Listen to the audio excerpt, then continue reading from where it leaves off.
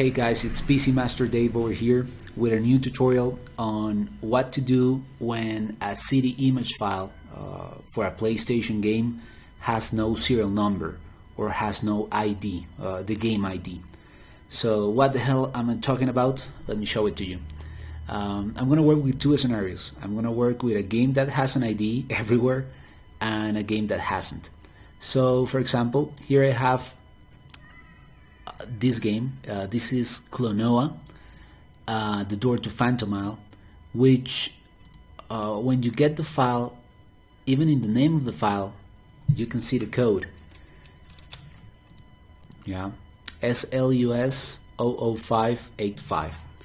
So that's the serial number for the game in the region where the game was released. SLUS means that this game was released on the US region, and I'm gonna do a short video on regions later on, but right now I want to focus on how to fix CD image files that have no data regarding or related to the region they are from. So I uncompress this RAR file into this folder. I open the folder, there you see the game, and I have a bin and a Q file. So if I'm going to compress this file using PSX to PSP, and I select where is it here, and I select the bin file, here you can see that there's a lot of information regarding that game: the title, the main game title, and the game ID and the main game ID. So it's SLUS 00585. This is a code for Klonoa Door to Phantom Isle. So when you compress this game, it's gonna start converting this CD image file into a PVP right away without trouble, without problems. Okay, I'm gonna abort. I'm gonna delete the file that this exported, and I'm going to show you another scenario. So in this scenario, everything's okay. Even the game has that data. You don't have to type the data into the additional information. So here I have quite a scenario. I have a game that it's called Rapid Reload in the Europe region, and it's called Gunner's Heaven in Japan. It's the same game, but it has two different. It's the same game. It has two different names. Just as, for example, one of my favorite games, Fahrenheit, a game made by David Cage. A game made by Quantic Dreams. In the US, it's called Fahrenheit, and I believe it's I mixed that up. In the US, it's called Indigo Prophecy, and in Europe, it's called Fahrenheit, if I'm correct. So it's the same game, but it has two different names. This is the same scenario for this game. So let's see. We have Rapid Reload, we have Gunner's Heaven. This is the deal. If I open PSX to PSP and I'm going to compress, for example, Rapid Reload, when I open Rapid Reload, you can see that it has some information. For example, Rapid Reload, the game title, the main game title, and the game ID. This one is different, SCES 00004. That's very good because it has that information. So there's no trouble. You can start converting right away. When dealing with Gunner's Heaven, we have this thing. If I open Gunner's Heaven, you can see that the file has the code of the game in the name of the file. That's very good. They're giving us the code of the name, but sometimes they don't give you the code of the game. So let's just suppose that there's no code in this names file.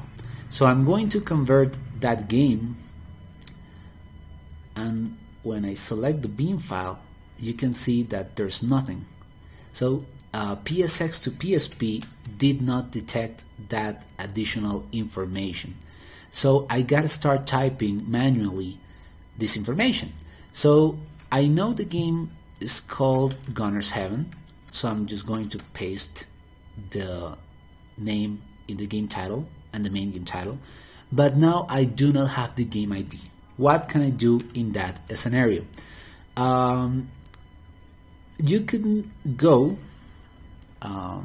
okay, well, first of all, when this scenario happens, I recommend you search the game in Google. That way you can discover if the game has different names depending on the region it was released. So doing just a Google search on Gunner's Heaven, you can quickly see that it's also called Rapid Reload. And what's very, very interesting is that the cover of the game lets you know that Rapid Reload is a PAL release, which means that Rapid Reload was released on Europe, not on the US. So that's very good. If you do these quick searches, they can give you a lot of information. Now, if I come here, I want to show you this site, which is very useful in this type of cases, and it's the PlayStation Datacenter. In this site, we can search for the game ID or the serial number for any game. So I'm going into the PSX Datacenter, which is a PlayStation 1 data, and for example, I know, because I saw in the name of the folder, that Gunner's Heaven is a Japanese game. So I'm going into NTSCJ, right, Japan, games released in Japan. I'm going to search for the letter G, and I'm going to go right at the end. You can also do a Control F search, and you can see here that I found Gunner's Heaven, and I can see the code. I'm just gonna click Info, and here you can see that I have a lot of information on the game. For example, how many tracks of data it has, the approximate size on the disk for this game, and most importantly for our situation, the serial number for the game, which is SCPS 1006. Okay, so I'm gonna go to PSX to PSP. I know the game is SCPS also in the main game ID, and I'm going to type 1006, and that way I can start converting the game. Remember, if you don't have this information, for example, if I delete this and I'm going to start converting, PSX to PSP starts doing the job, but it doesn't have all the information needed for the game to work on some emulators. Sometimes even if you delete this, you can see that it's going to show you an error. So basically it needs the game ID and the name of the game, and that's it. You start converting and the game starts and PSX to PSP starts to compress this CD image file into an EBOOT file. I'm going to take the name of the game, I'm going to paste it on the PVP. Let's check the size, 191 megabytes, and I'm just going to test it on the PSX emulator. I'm going to run Gunner's Heaven PVP.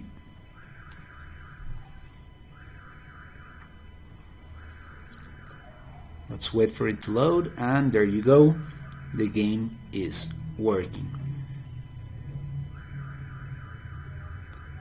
Okay, so far I found that it's better if you give all the information that you can to PSX to PSP tool.